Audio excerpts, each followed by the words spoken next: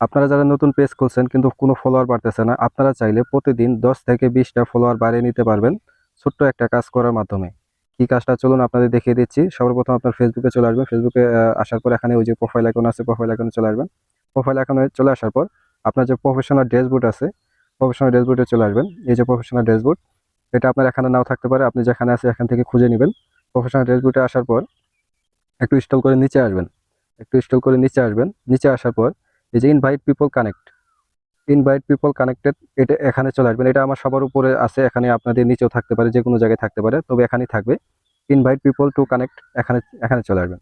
এখানে চলে আসার পর এই যে দেখুন, আমি যে ভিডিও বা ছবি এখানে পোস্ট করেছি, এই ছবিগুলা যে যে আহ, দর্শক আমার এখানে রিয়েক্ট করেছে, লাইক করেছে, তাদের আমি এখানে ইনভাইট করতে পারবো। যারা আমার ফলোয়ার না কিন্তু তারা আমাকে এখানে রিয়েক্ট করেছে বা লাইক করেছে, তাদের আমি এখানে ইনভাইট